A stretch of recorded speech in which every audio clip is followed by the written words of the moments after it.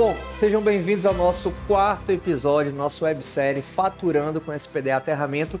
E hoje, um dia especial, um dia que muita gente tem dúvidas, é sobre a parte de zoneamento para o SPDA. Ou seja, como eu vou configurar, como eu vou parametrizar, como eu vou separar as zonas internas da edificação dentro de um gerenciamento de risco. Mas primeiro eu vou te explicar o que é essa zona de gerenciamento de risco e por que é tão importante a gente pensar nisso tanto na etapa de projeto quanto na etapa de inspeção. Lembrando, tudo que a gente vem falando agora está relacionado a esses dois pontos, inspeção e projetos. Por quê?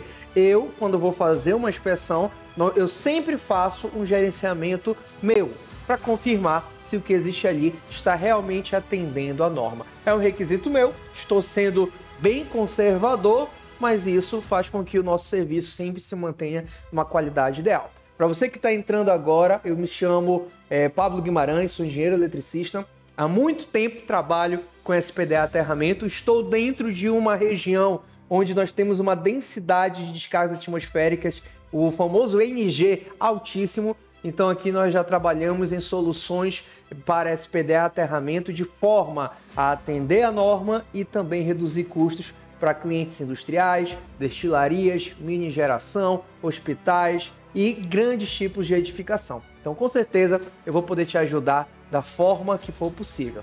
Certo? Papel, caneta na mão, vamos para a temática de hoje. Não deixe de curtir, comentar e ativar o sininho.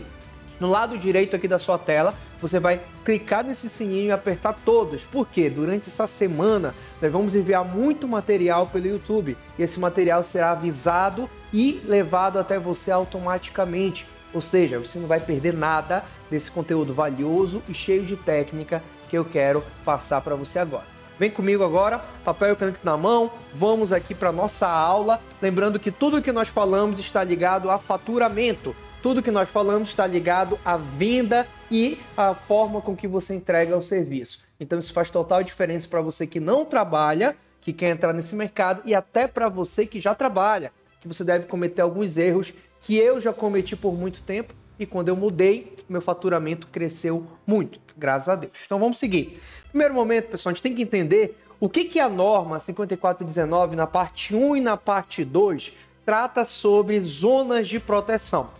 No que ela fala de zonas de proteção, são regiões, são áreas que têm a função de proteger por uma descarga direta ou proteger de surtos indiretos, de consequências indiretas dessa descarga, que pode ocorrer na própria instalação ou instalações adjacentes ou até em infraestruturas que vão adentrar essa instalação. Então, o perigo vem de vários locais. A consequência, o surto tem que ser avaliado de maneira geral. E por isso que eu tenho que tomar cuidado bastante com essa nomenclatura, com esse conceito de zonas de proteção, que é algo novo na norma de 2015, onde na norma antiga não tinha algo tão bem claro quanto isso. Bom, primeiramente nós temos uma imagem aqui que vai elencar bem isso. Aqui eu tenho uma edificação que tem, claro, um sistema de SPDA, onde eu tenho uma captação, tá? um subsistema de captação, um subsistema de descida e um subsistema de aterramento.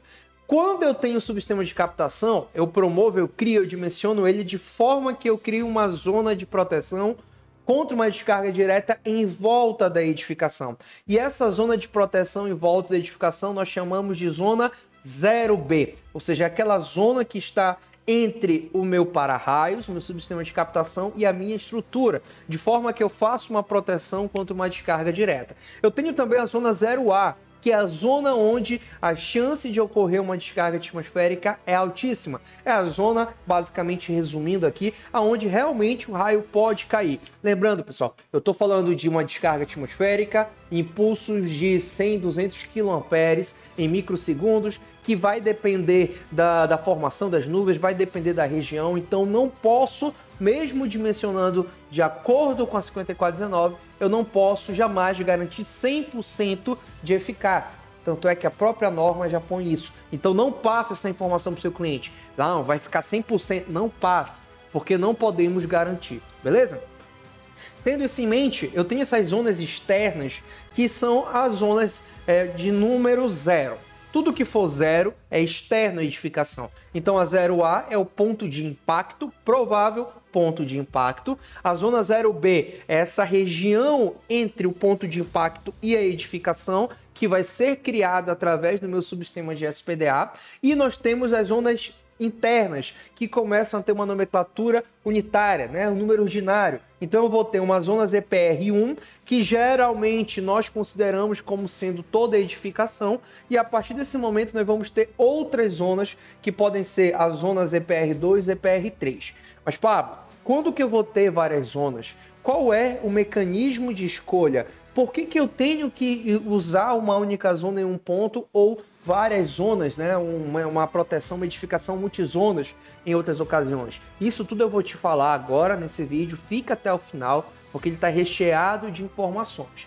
Lembrando, se você ainda não curtiu, curte aqui, comenta, compartilha e também ativa o sininho. Faz logo o combo, porque você já fica ali garantido no nosso canal e recebendo aí várias informações.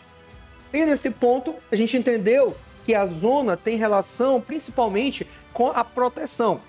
Mas não somente com a proteção, mas também com a infraestrutura. Dependendo de onde essa zona está, ou como eu penso em zona interna, eu vou levar em consideração o próprio SPDA, eu vou levar em consideração os condutores de blindagem, as blindagens magnéticas e os DPS. Porque ali internamente eu não me preocupo com uma descarga direta, eu me preocupo com a consequência que essa descarga direta vai levar aos meus equipamentos. Então eu tenho um foco muito maior em MPS, medidas de proteção contra surtos, que não é só DPS. DPS é tá? Dois mecanismos. Eu tenho mais 5, mais 6 mecanismos que eu posso utilizar.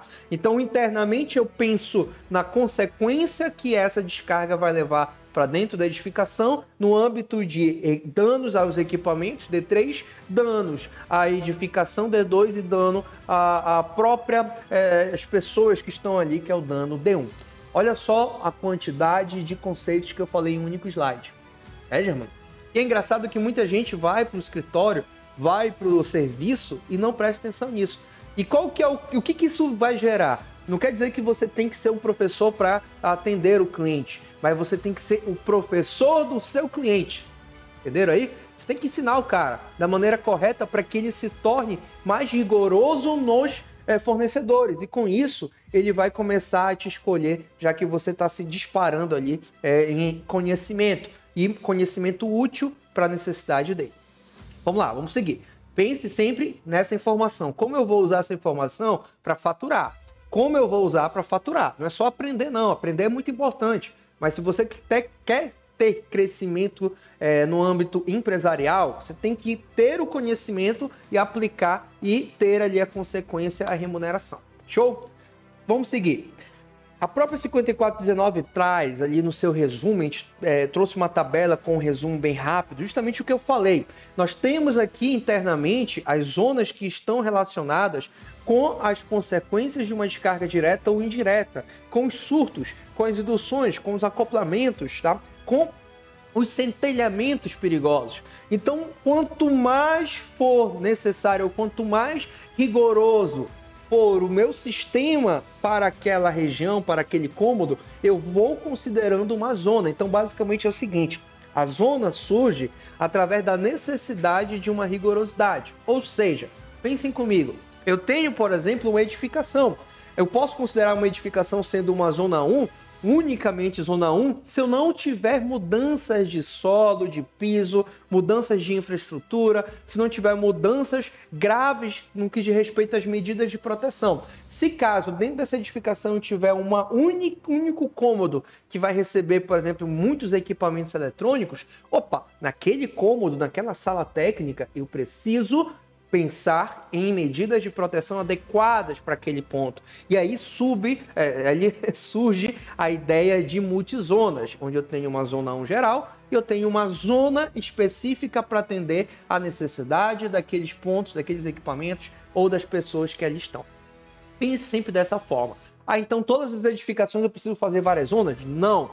A zona surge da necessidade. Então uma única zona resolve? Também não. Tem edificações que uma única zona resolve. outras edificações, se eu fizer uma única zona, eu estou fazendo uma análise superficial. E aí mora o grande perigo no decorrer do seu trabalho. Bom, vamos seguir aqui. Espero que você esteja entendendo. E para a gente, na nossa análise, pessoal, a gente tem que pensar principalmente nesses dois. Ah, como assim? Só numa zona ZPR1, ZPR2? Não. Nas zonas internas, ZPR1, 2, 3, 4 e assim por diante. Geralmente a gente trabalha com 6 zonas no máximo, porque é o configurado ali, o suficiente para fazer uma análise bem específica para edificação.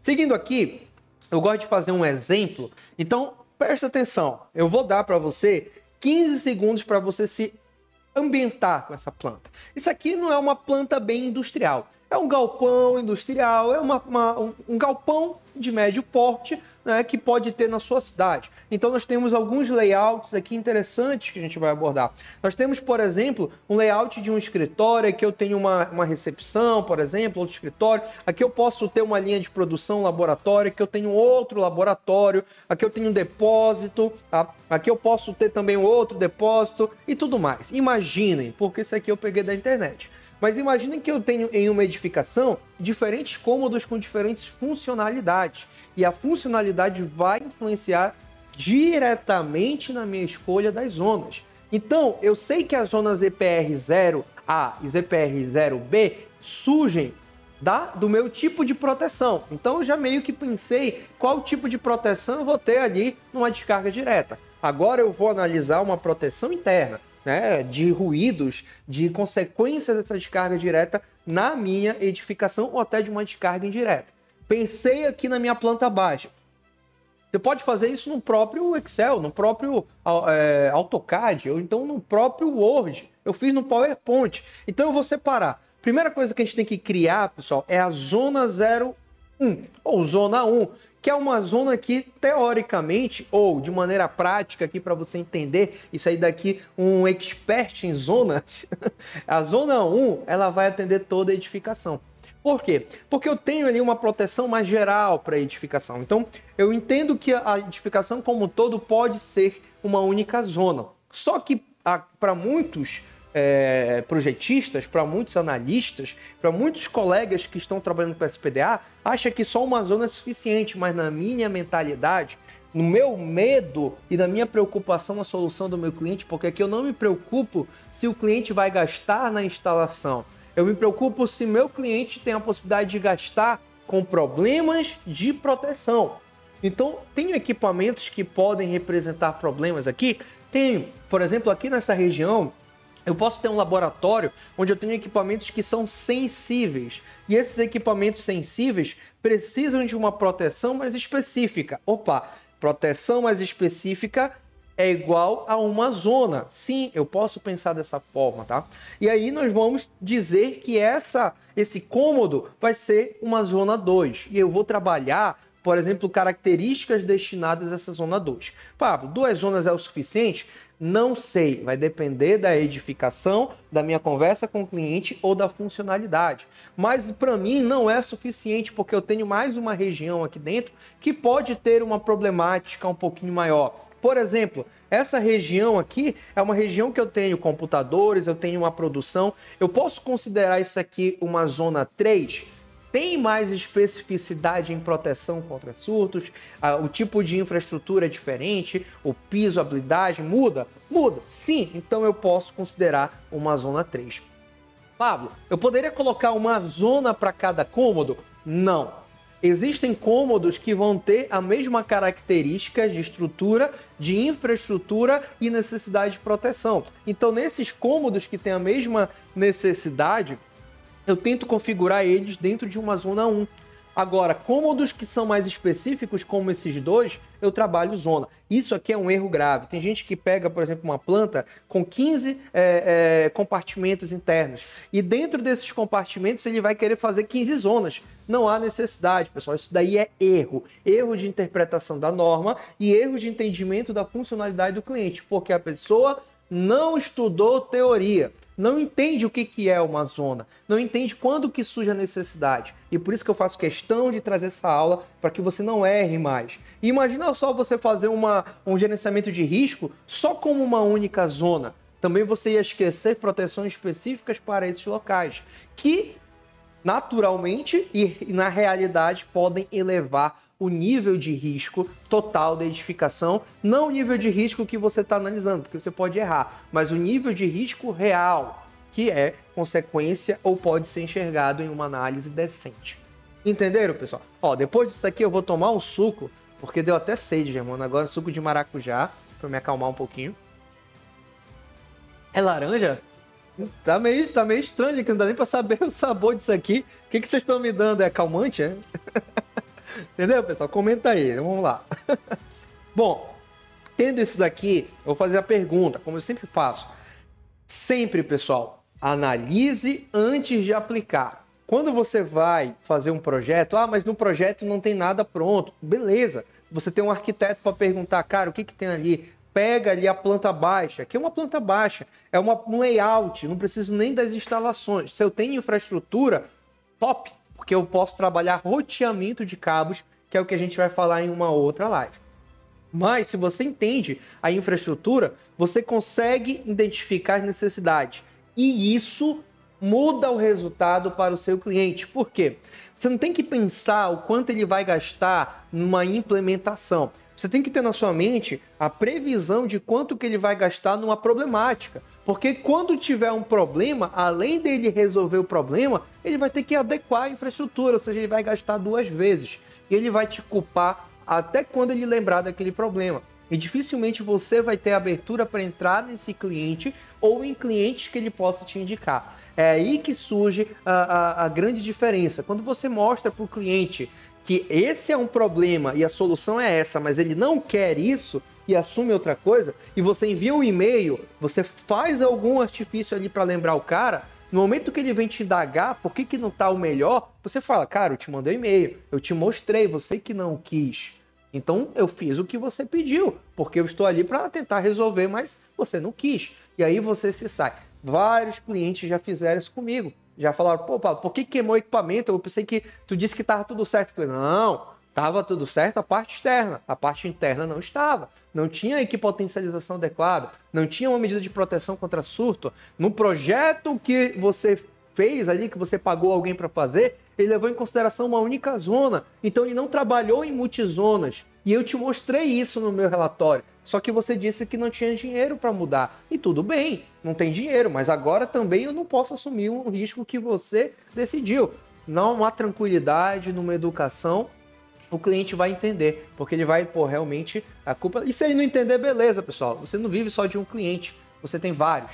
E é por isso que você tem que mostrar resultado e qualidade. Grave isso aqui e anote isso, porque isso faz diferença no campo de batalha. Seguindo aqui a nossa ideia. Como escolher zonas? Falei tanto de zonas, agora como que eu vou escolher? Eu vou te dar um macete, não é um macete. Eu vou te dar uma lógica, um método baseado na própria norma e também fundamentado em vários anos e várias análises que eu fiz para diferentes tipos de cliente. Lembrando, pessoal, o NG da minha cidade é 18.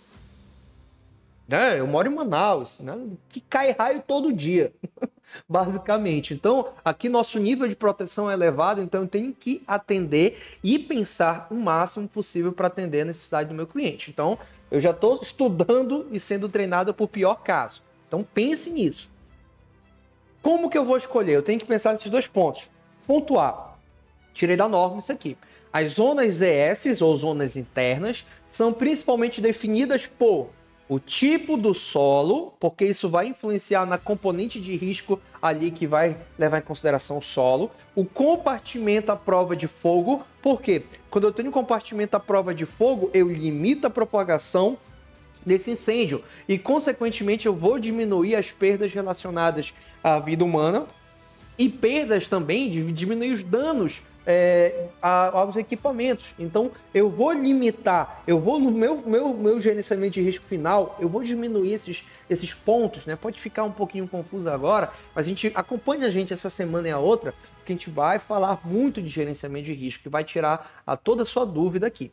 E também da blindagem espacial. Cara, o que é blindagem espacial? A blindagem, pessoal, é justamente uma gaiola. O SPDA externo ou estrutural nada mais é do que uma gaiola, uma blindagem mais geral para edificação. Então eu posso replicar isso para uma sala. Eu posso criar uma gaiola metálica e dizer que isso é uma blindagem. Ou eu posso criar infraestruturas que vão blindar equipamentos, caixas metálicas, containers, que vão se tornar blindagens eletromagnéticas, desde que eu tenha também um caminho de escoamento dessas induções, porque eu posso ter também essas interferências. Então tudo isso vai influenciar. Ou seja, quanto mais específico um cômodo, maior necessidade de eu tornar aquele cômodo, aquele grupo de cômodos, uma zona.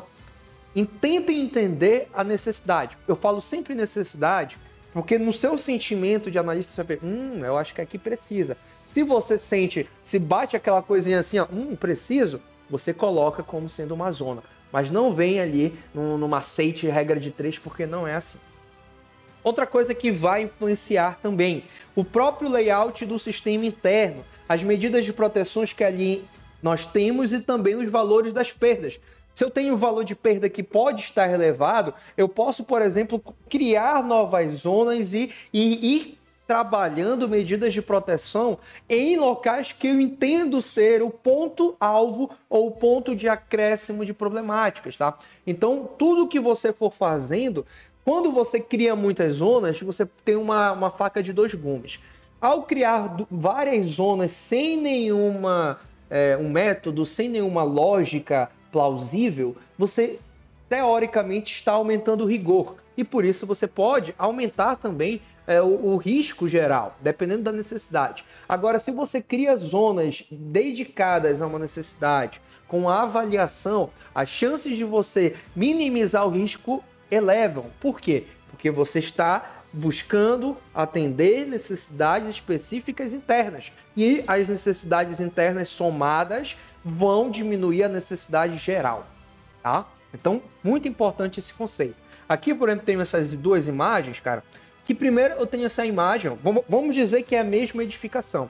Eu tenho a primeira edificação numa vista superior, planta baixa, 2D, em que eu criei 3 zonas. E da mesma forma, eu tenho a mesma planta numa vista lateral, frontal, em que eu tenho as mesmas 3 zonas. Onde eu tenho a zona 1, onde eu tenho uma zona 2 e onde eu tenho uma zona 3. E olha como os equipamentos se relacionam. Conforme eu vou criando zonas, eu também tenho que criar regiões de proteção contra surtos. E o item mais simples e eficaz, não somente o único, é a minha coordenação de DPS, na qual a gente vai falar disso em uma única live, num único episódio aqui que a gente vai mostrar depois. Mas quando eu crio toda essa necessidade, quando eu crio todo esse trabalho, essa especificação, eu trago uma análise bem geral para minha edificação. Aí eu te pergunto, uma análise como essa aqui, pessoal, olha só,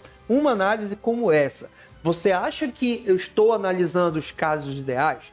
Você acha que realmente eu vou levar para o meu cliente a melhor solução, custo-benefício? Porque o custo-benefício é ótimo no momento que você indica uma solução que pode ser colocada na infraestrutura, na execução ou na construção. Porque ali o teu cliente está disposto a investir. Agora, quando você não pensa ou faz um negócio que é justamente usar planilhas ou usar programas sem a necessidade, sem a lógica e o conhecimento da norma, cara, eu posso falar, toda vez que eu vou fazer uma análise, toda vez que eu vou fazer um laudo, toda vez que eu vou fazer uma inspeção de SPDA, eu faço um gerenciamento de risco.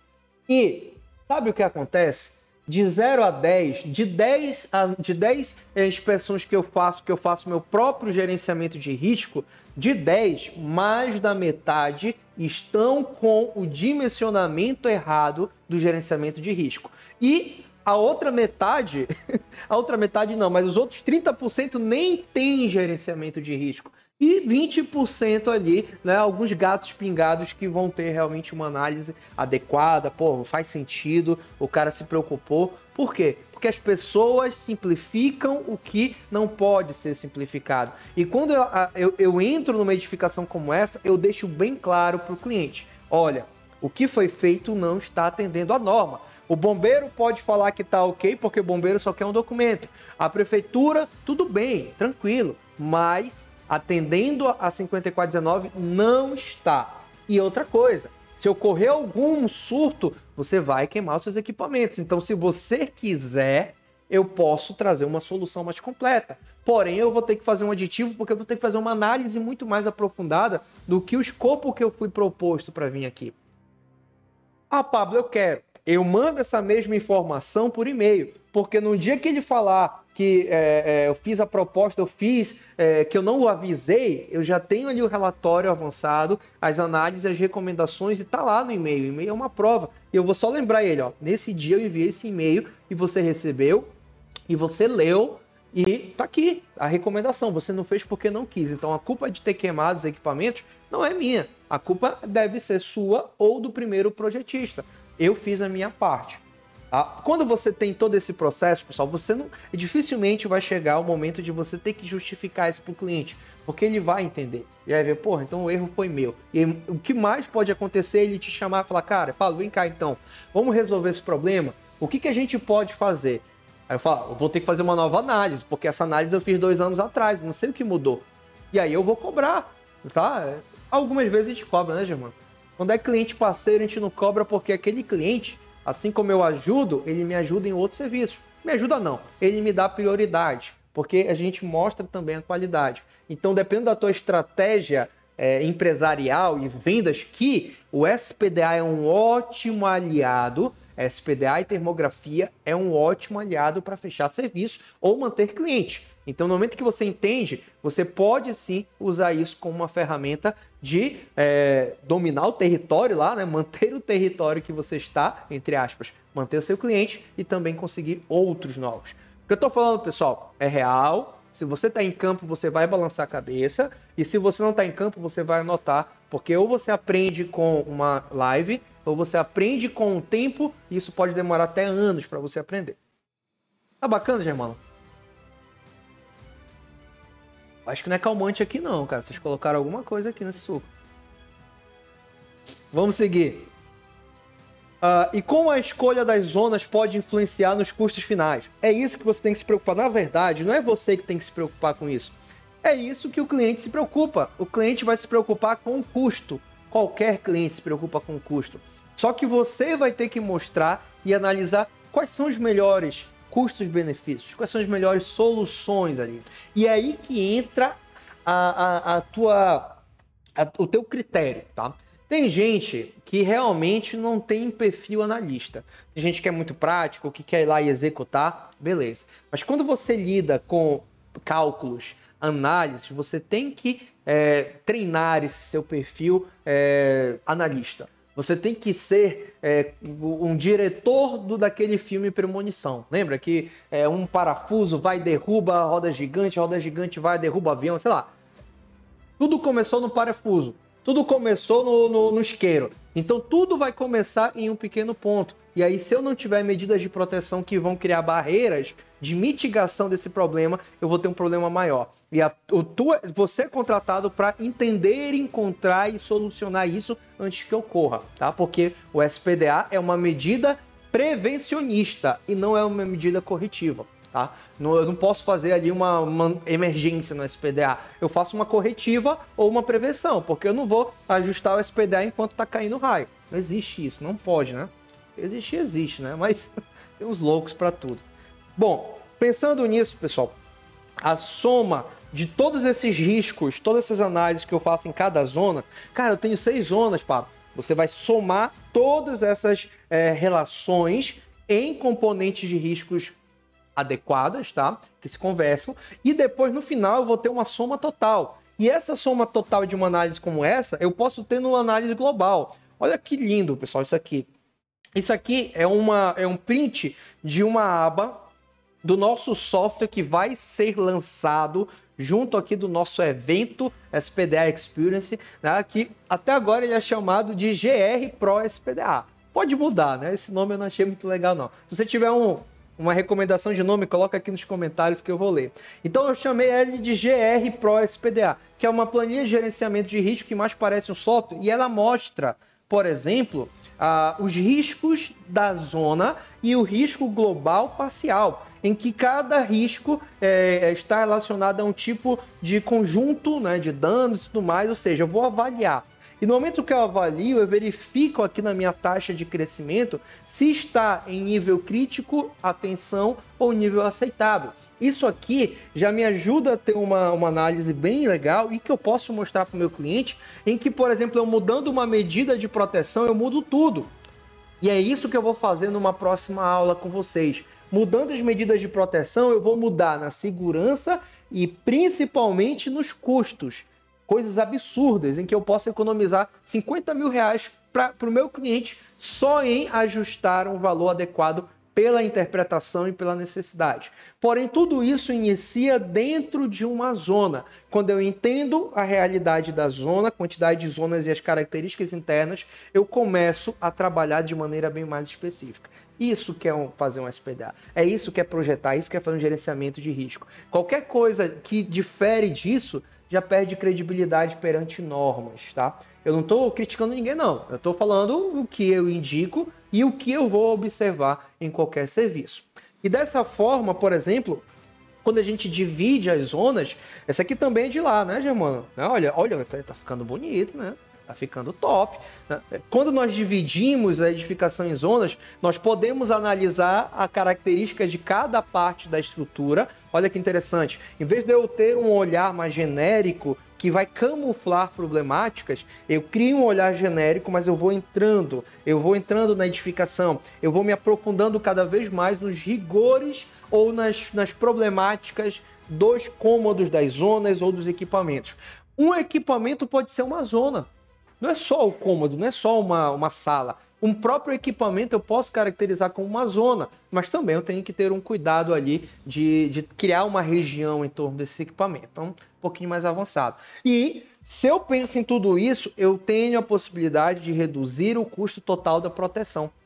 Então, imagina só, eu tenho uma sala em que ela tem um risco de explosão, por exemplo, em uma sala, tem um depósito de inflamáveis. Se eu analisar como uma única zona, eu vou ter que analisar esse pior caso. Só que esse pior caso, que é uma sala interna, vai ser extrapolado para a edificação como um todo. E aí a edificação já cresce esse risco. Se eu crio duas zonas, onde eu crio uma zona Z1, ou zona 1 sendo a edificação em si e uma zona 2 sendo aquele depósito de inflamáveis, eu faço as tratativas, as medidas de proteção para mitigação dos problemas para a zona interna, para a zona 2, onde tem o risco de explosão, por exemplo, e a zona 1 se mantém para o restante, onde eu não tenho tanto rigor. Nesse momento eu estou limitando as problemáticas e soluções a pontos específicos, e o meu risco total vai ser menor, e quanto menor o meu risco, menor a necessidade, né, de tratamento ali, de pensar em soluções para proteções. Cara, isso aqui eu falo para alguém que já faz um gerenciamento adequado. Se você nunca fez um gerenciamento, por exemplo, a gente tem aqui, isso aqui, ok, em primeira mão, viu? Não está nem finalizado, tá, pessoal? Isso aqui é em primeira mão. Tô até com medo de travar aqui. Isso aqui em primeira mão, a nossa planilha, ó, para quem já viu a anterior, porra, mudou, né?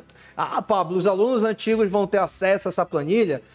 Vão ter acesso se fizer upgrade, porque aqui é uma outra planilha. Mas não se preocupem, alunos veteranos, e como toda a nossa política de boa vizinhança e de reconhecimento, né, para vocês, nós vamos ter uma condição top para você, que já é aluno, que já tem a planilha antiga e quer atualizar para esse novo software, não é a nova versão, é o novo software. Então aqui eu vou cadastrando, pessoal, as informações, e quando eu cadastro as informações, ó, que são caracterizadas aqui, eu vou, por exemplo, para as zonas. Então aqui eu estou numa zona 1, só para você entender a lógica, tá? Eu vou cadastrando aqui, eita, abriu até o antivírus aqui, mano, oh, meu Deus. Eu vou aqui, por exemplo, para a zona 1, onde eu faço o cadastro das informações, aí...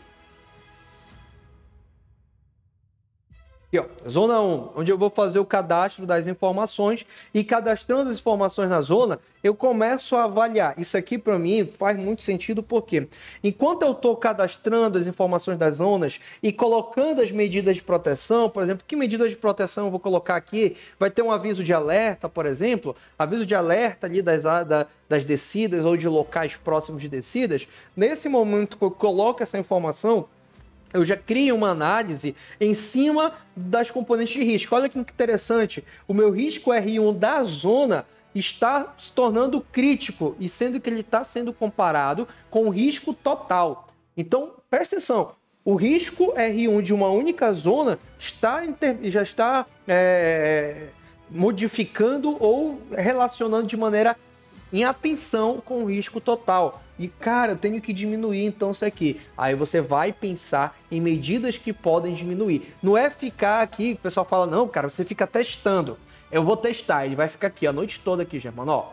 Eu vou testar. Não é teste isso aqui, pessoal. Isso aqui não é um jogo da velha, né, que você fica testando ali. Isso aqui é uma análise. Então eu tenho que analisar os pontos que vão parecer, que vão precisar disso. E no final, eu tenho, por exemplo, essa verificação para perda 1 de vida humana, se eu for avaliar a perda de serviço público, patrimônio cultural, e aí no final, lá no finalzão, eu vou ter esse resultado, onde eu vou poder comparar os riscos globais que estão relacionados ao risco de cada tipo de perda, que eu vou falar isso para... Na verdade, eu já falei isso em teoria, mas eu vou fazer uma aula só com essa bichinha aqui. E depois, primeira mão, né, Germano? Primeira mão, ainda falta mudar aqui, dizendo eles vão colocar uma inteligência artificial que vão falar, Alexa, faz o gerenciamento de risco, aí a Alexa vem e faz... Não vou nem prometer, que senão depois... Zoando. Então aqui eu faço uma análise, pessoal, eu tô brincando e rindo, por quê? Porque o cara que vai fazer isso aqui na mão, meu amigo, boa sorte, boa sorte, pega uma cerveja, pega um vinho, calmante, um iogurte, o que você beber, e fica ali porque vai dar trabalho. Se você tem uma ferramenta que te auxilia, mas não resolve. Então não adianta eu ter isso, né, e cadastrar várias zonas aqui, ó, vou para a zona 2, vou para a zona 3, não adianta eu ter tudo isso se eu não sei o que mudar. E aí que entra a sacada que eu pensei, que eu falei, cara, isso poderia me ajudar no início e vai ajudar a galera agora. Olha só que interessante. No momento que você faz o gerenciamento de risco, olha só, você tem que entender o que mudar. No momento que você faz o gerenciamento de risco, ele já verifica qual componente de risco está em maior quantidade, em escala, e ele já te indica, ó, a componente RB é a maior. Verifique o nível de SPDA, seja SPDA tipo 1, 2, o tipo de DPS e a proteção contra incêndio. Ou seja, para eu baixar o valor de RB, eu não vou ficar testando. Eu vou em cima do nível de SPDA, do tipo de DPS e da proteção contra incêndio, porque esses parâmetros que vão influenciar no RB. E se tiver outro R aqui, outra componente de risco maior, ele vai indicar. Ou seja, ela já tem ali, é como se tivesse o Pablo, que eu vou colocar até um bonequinho meu aqui, Germano, é como se eu estivesse falando, olha, João, o RB tá maior, cara. Tenta deixar ali o nível de proteção ajustado, verifica ali se tem DPS, coloca DPS tipo 1, ou então faz uma análise talvez de deixar um rigor maior do combate a incêndio ou não, ou então só mexe no nível de proteção, e aí você vai ter que ver, não só testar, mas ver o impacto.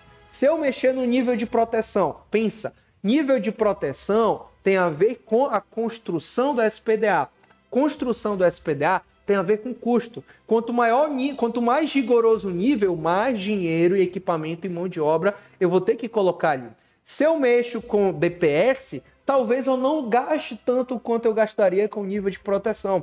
E também, se eu mexer com o combate a incêndio, talvez instalando detector de fumaça já melhore. Aí eu tenho que avaliar o que a norma indica, que não é agora. Mas olha só, e aí eu pondero, quanto que eu investiria aqui mudando o nível de proteção?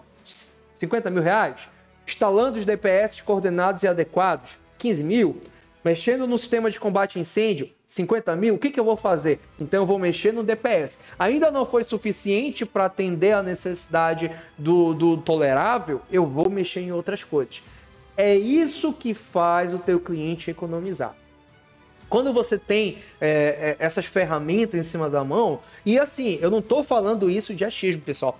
Tudo isso está baseado nessa coisa aqui, ó, na 5419, parte 2, parte 1, 2, 3 e 4, e principalmente está baseado em mais de 500 gerenciamentos de risco que eu já fiz. Acho que foi muito mais que isso. Lembrando que aqui eu estou no nível NG 18. Eu não posso brincar no meu gerenciamento de risco. Eu não posso brincar na minha análise de SPDA, porque aqui vai cair uma descarga atmosférica e, às vezes, de maior intensidade no Brasil.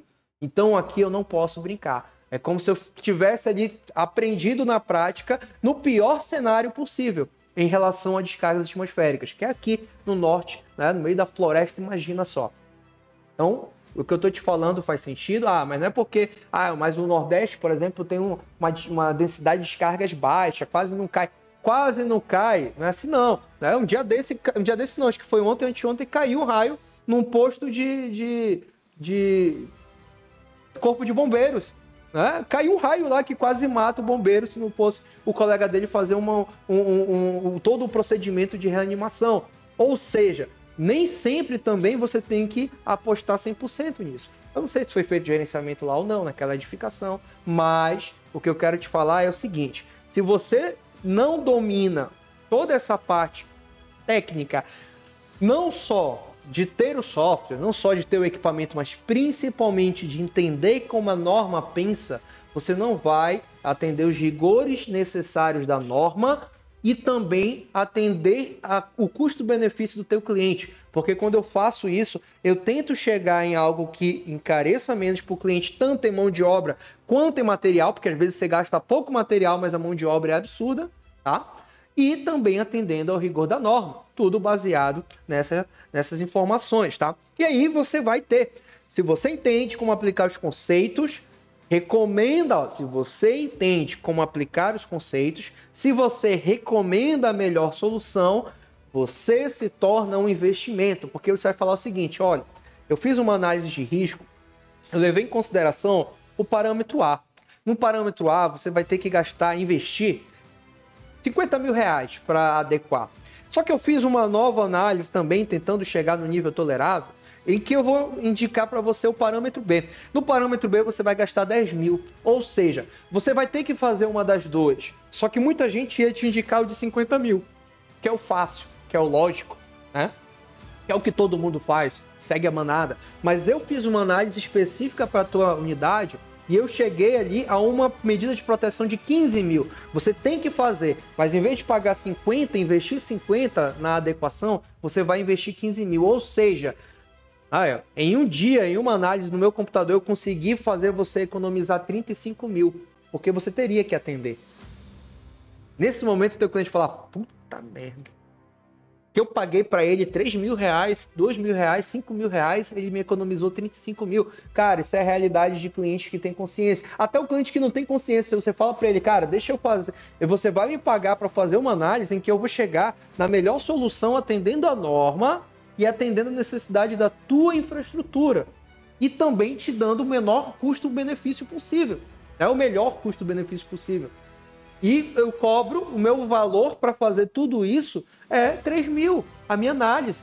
Eu não posso cobrar mais barato, cara, porque eu vou parar para pensar, eu vou ter investido num software. Aí você mostra aqui, se você tiver ele, né, mano? Eu investi num software, cara, que foi ali, a consultoria do cara ali, entendeu? Dá uma puxada de sardinha, pô, o cara entende ali, um tal de Pablo. O cara entende, pô, ele me deu uma consultoria ali, então eu investi para te dar a melhor solução. Não tem outra forma de você convencer o cliente, pessoal. Mas o cliente, mesmo assim, ele quer o menor valor. Show de bola. Se você não quer ser o menor valor, vá para outro cliente. Se não tem problema para você ser o menor valor, tudo bem, atende o cliente, porque esse cliente vai te dar mais serviços e vai te indicar para os clientes que vão escolher a melhor solução e não o menor valor. Eu, pessoal, já fui o menor valor. A hipocrisia minha, eu chegar aqui na frente de uma câmera e dizer que eu sempre cobrei caro. Mentira!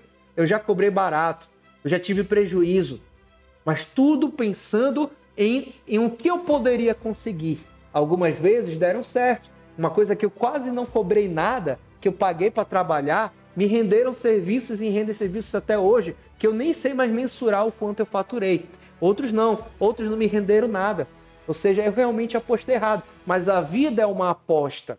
Nada é certeza. A única certeza que a gente tem é que existe uma estatística do sucesso. Quanto mais você faz da maneira melhor, maior a chance de dar certo. Quanto mais você corre atrás e prospecta da maneira melhor, entendendo os conceitos, maior a chance de dar certo. Pode não dar certo na primeira, mas quando começar a dar, é feito dominó. O negócio começa a bombar. É isso que a gente vê de vários alunos nossos, de vários colegas nossos que falam: Pablo, eu cobrei metade do serviço para entrar na empresa e de repente eu saí com 5 orçamentos que estão dando quase 100 mil. Eu não sei nem se eu aguento fazer, eu tô com medo de fazer. Eu falo, ó, chama alguém e faz. Você ainda não vai ganhar tudo, mas você vai ganhar experiência e o contato, a credibilidade do seu cliente, que isso não tem preço, tá? Meio coach, né? Eu acho que tem alguma coisa aqui, já, mano. É aquela pílula do Matrix, você lembra do Matrix? Que ele escolhe as duas pílulas, qual pílula você quer? Né? Me deram a pílula da verdade. Eu tô falando só verdades aqui. Pessoal, comentem aí. A gente está tentando fazer esses episódios da maneira mais descontraída possível. Eu não quero que isso aqui seja uma aula. Eu quero que isso seja um conselho, que seja um papo, que seja uma reflexão e que também seja uma forma de inspirar vocês. Eu sei que a gente está passando por um momento difícil. A gente está aqui em 2021. Não sei se isso vai acabar em 2022. Não sei. A gente lida com números e com probabilidades. Eu sempre trabalho no pior cenário. E eu sei o que você deve estar passando, mas que tudo isso que a gente vem fazendo, que é trabalhoso, que dá trabalho, a gente está aqui até tarde. Eu tô aqui depois de um dia cansativo, só fiz lavar meu rosto, penteei aqui para ficar bonitinho para vocês. Mesmo assim, eu sei que é difícil. Então, se inspirem com essas coisas. Eu não estou falando nada. Não quer dizer que o SPDA vai resolver todos os teus problemas, mas ele pode ser uma das ferramentas para solucionar a sua situação. Com certeza ele vai ser uma das ferramentas. E aí quando você tem uma ferramenta, você busca outra, e aí você tem um arsenal. E aí, meu amigo, ninguém te segura, só se você cansar. Beleza? Vamos seguir aqui, comentem, curtem aqui embaixo. Eu gosto muito desse feedback, faz bem pra gente. Enche a gente de energia para vir no próximo episódio mais foda ainda. Bom, e aí eu finalizo com vocês. Sempre essas... Cara, isso aqui parece um cliente meu, ó. Parece o Juscelino Newton de longe, né? Cadê o Juscelino Newton? Cara, pega esse trecho aí, ó. Parece o Juscelino. Eu peguei o Juscelino Newton aí. Brincadeira, viu, meu amigo? Esse Newton é parceiro nosso ali. Um dos diretores da Bracopel Amazonas. Eu tirando onda com ele aqui. Abraço, viu, Juscelino? Parceiro nosso. Um dos alunos, colaboradores ali em alguns serviços. O Juscelino é top. E aqui, imagina o Juscelino Newton aqui, ó. Cansado aqui. Você acha que tudo isso que a gente falou, que a gente abordou, gera uma oportunidade de mercado? Tá até errado aqui, eu vou ajeitar porque eu tenho toque e eu não consigo ficar sem ajeitar aqui, eu vou consertar. Pronto, ó. Você acha que tudo isso que a gente mostrou está gerando oportunidade de mercado? Não é que gerou, não assisti aqui o episódio, agora eu tenho oportunidade, não. Você viu, conseguiu perceber a oportunidade? Você viu a forma de falar? Tudo que eu estou falando aqui não é somente técnico, é didático. E essa linguagem pode ser traduzida para o teu cliente. Tem cliente que não vai precisar saber de tudo isso. Você tem que dizer, ó, cara, eu vou analisar internamente, externamente uma solução para que você não possa ter problemas de queimas de equipamento e que também não tenha problemas na certificação do teu SPDA, que os órgãos competentes não falem nada. Então, meu valor é esse, o custo que eu tenho é esse, tá bom? Então tá aqui. E aí você não precisa explicar tudo isso, mas você precisa entender e saber o momento em que cada ponto de ligação vai te dar um caminho mais curto, mais seguro e mais econômico, tá? E aí você tem ali a tríplice coroa da engenharia, que é a base do sucesso.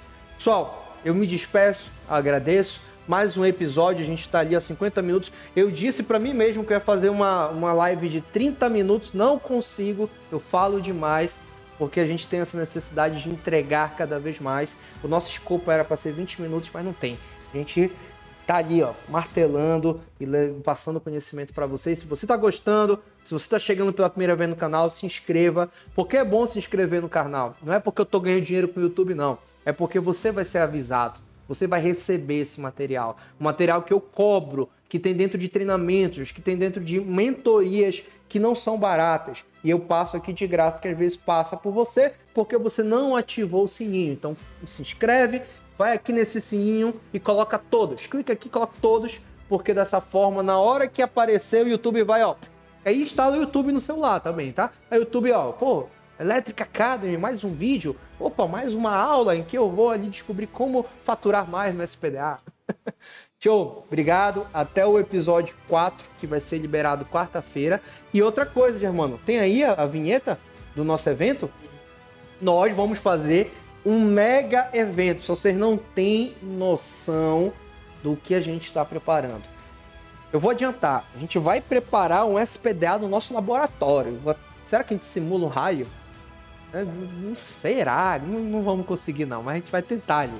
Então a gente vai fazer um evento, que o nome do nosso evento é SPDA Experience. SPDA e Aterramento Experience. Do laudo, do projeto ao laudo.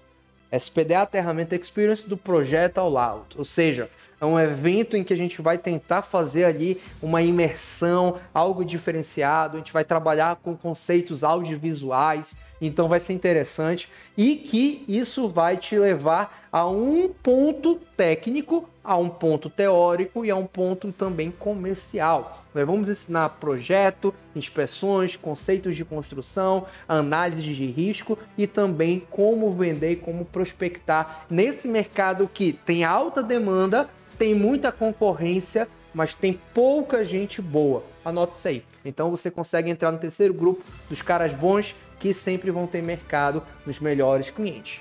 Certo? Se inscrevam. Tá aqui, ó. Tá aqui do ladinho, aqui, né? Eita, aqui, né? Aqui, ó, do ladinho, ó. Esse pedal. Até colocar a mãozinha aqui, olha. Se perde. Eu tô aprendendo, eu vou virar YouTube, né, mano? Tá aqui, ó. Um negocinho aqui. Vem aqui, ó. Pessoal, se inscreva, o link aqui na bio. Roda a vinheta aí. Até a próxima quarta-feira. Tchau, tchau. Fique com Deus. Obrigado.